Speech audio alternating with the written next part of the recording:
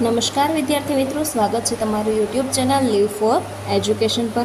આજે વિદ્યાર્થી મિત્રો આપણે વાત કરવાના છીએ હાલમાં જે તમારી સામાયિક મૂલ્યાંકન કસોટી ચાલે છે એમના વિશે। કે ગુજરાત માધ્યમિક અને ઉચ્ચતર માધ્યમિક શિક્ષણ બોર્ડ ગાંધીનગર દ્વારા ગણિત પેપર પ્રશ્ન બેંક 1 જુલાઈ 2024 અને તારીખ 29ના રોજ જે પેપર છે તેમનું આપણે આજે સોલ્યુશન જોવાના છે।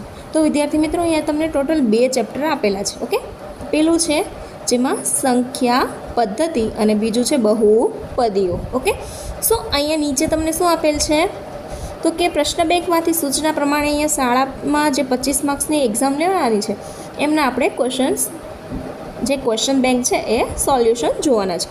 એ પહેલાં વિદ્યાર્થી મિત્રો, જો તમે ચેનલ પર નવા હોય, ચેનલને ફર્સ્ટ ટાઈમ વિઝિટ કરો છો તો ચેનલને લાઇક, શેર એન્ડ સબસ્ક્રાઈબ કરી દો અને નોટિફિકેશન બેલ આઇકનને પણ પ્રેસ કરી દો।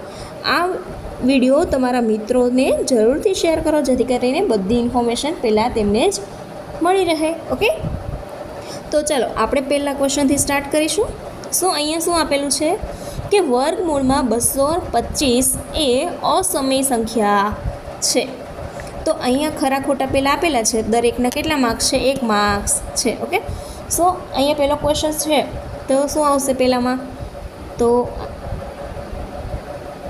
પહેલામાં આવશે ખોટું। બીજું, સમય સંખ્યાની દશાંશ અભિવ્યક્તિ હંમેશા શાંત હોય છે, તો કે ખોટું, અશાંત હોય છે। 5-3 એ અસમય સંખ્યા છે, તો કે ખરું। દરેક પ્રાકૃતિક સંખ્યા એ પૂર્ણ સંખ્યા છે, તો કે ખરું। 5માં આવશે ખોટું। ઓકે, હવે અહીંયાથી આગળ જોઈએ। હવે નીચે આપેલી છે ખાલી જગ્યા। તો ખાલી જગ્યાઓમાં અહીંયા પહેલી ખાલી જગ્યામાં આવશે 9 એની 3/2 છે, તો અહીંયા શું આવશે? 27 આવશે। ઓકે, 7√5 એ ખાલી જગ્યા સંખ્યા છે, તો અહીં શું આવશે? અસમય। હવે આગળ છે 3√5 × 2√5 અને ખાલી જગ્યા, તો અહીંયા આન્સર આવશે 30। હવે આગળ જોઈએ સૌથી નાની પ્રાકૃતિક સંખ્યા, તો અહીંયા આવશે 1।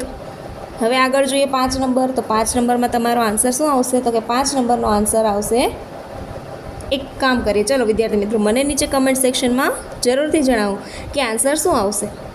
ચલો કહી જ દઈએ છે, અહીંયા આવશે 9। હવે આગળ છે સાચા વિધાન બને એ રીતે વિકલ્પો પસંદ કરવાના છે। ઓકે, તો પહેલામાં આવશે ડી। હવે આગળ નીચેનામાંથી કઈ અસમય સંખ્યા છે? તો આમાં શું આવશે? આમાં પણ ડી આવશે। હવે ત્રીજો, તો એમાં આવશે સી। ચોથો ક્વેશ્ચન છે તો ચોથા ક્વેશ્ચનમાં આવશે 2। 5 નંબરનો ક્વેશ્ચન છે તો 5 નંબરના ક્વેશ્ચનમાં આવશે અનંત સ્વરૂપ। ઓકે, ચાલો હવે આગળ 6 નંબર। તો અહીંયા સેક્શન એ આપણે કમ્પ્લીટ।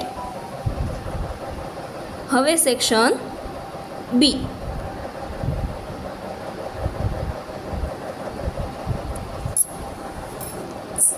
આગળનો ક્વેશ્ચન જોઈએ કે વિકલ્પો સાચા છે કે નહીં તે જોવાના છે।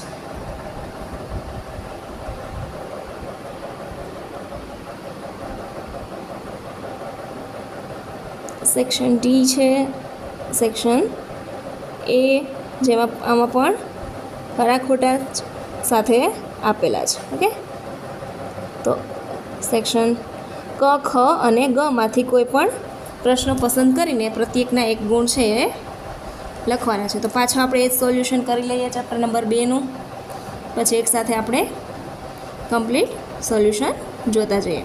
તો અહીંયા છે પહેલું તો px 7x² - 3x + 5 માં xનો સહગુણક 3 છે, તો આ વિધાન શું છે? તો કે આ વિધાન ખોટું છે। ઓકે, હવે આગળ જોઈએ x + 1 એ px x3 - 23x + 14 142 x - 120નો અવયવ છે, તો કે ખોટું છે। તો બીજામાં પણ ખોટું। હવે ત્રીજું જોઈએ,